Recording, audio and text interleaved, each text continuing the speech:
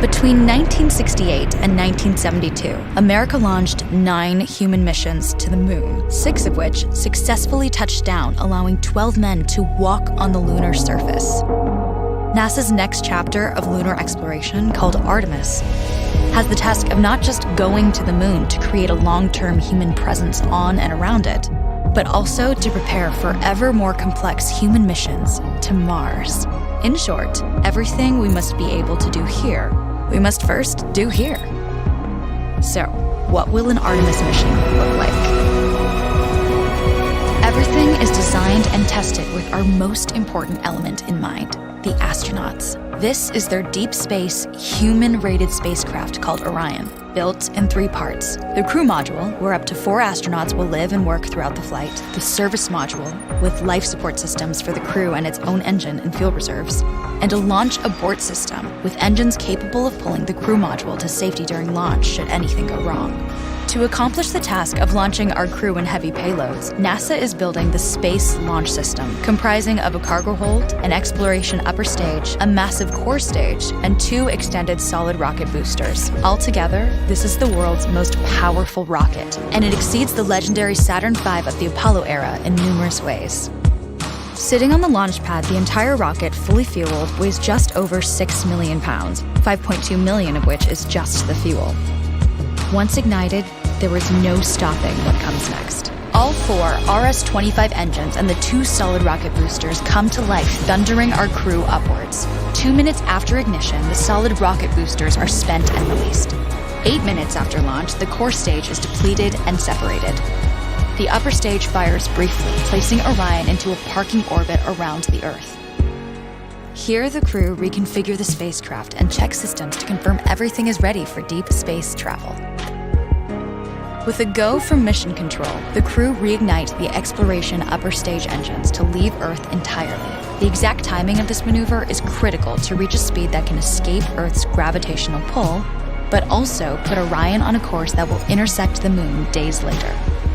Once this burn is complete, the upper stage of the SLS is jettisoned and the crew aboard Orion coast for several days toward all that awaits them at the moon. Approaching the moon, we see the fundamental differences between Artemis and Apollo. Instead of requiring Orion to serve as an expendable lunar command module or to carry a constrained lunar lander, the Artemis missions will take advantage of a different approach: pre-staging. Everything needed for lunar missions will be positioned in advance by commercial and international partners. This includes rovers, science experiments, and human-rated systems on the surface. But it also includes a dedicated lunar station in orbit around the moon called Gateway. Here at this station, we can pre-stage a robust lunar lander and establish a strong communications relay. Designed with open standards, the Gateway can be expanded as new missions and partnerships develop, allowing multiple human missions on the moon at the same time and enabling ongoing science to be conducted even between human missions. The Gateway is also capable of adjusting its orbit to allow access to every part of the moon, something the Apollo missions could not do. But the real key in this approach is placing Gateway in a unique halo orbit to perfect the maneuvers needed for Mars missions. And with the growing list of commercial and international opportunities, Gateway is the ideal hub between Earth and all that lies beyond. Returning to our crew as they approach Gateway, the Orion must match the elliptical orbit of the station in order to successfully dock. Once on board, pre-selected crew members transfer to the lunar lander, while those assigned to Gateway remain on station. The lunar lander system itself is built for 3 unique steps: descending from the halo orbit of Gateway down to a low lunar orbit, descending from low lunar orbit to the surface, and once the lunar mission is complete, launching from the surface of the moon and ascending all the way back to the orbiting Gateway.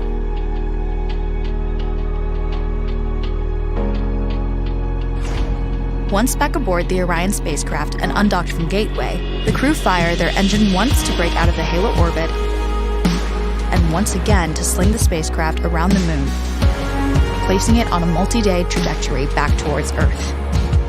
As they near the end of this journey, the service module is released, and the crew module is oriented heat shield first. Entering Earth's atmosphere at 25,000 miles per hour, the friction of air slows Orion considerably, while also subjecting it to temperatures of 5,000 degrees. With the Orion now at just 300 miles per hour, a series of parachutes uniquely tested and produced for this moment deploy, decelerating the craft to just 20 miles per hour for splashdown.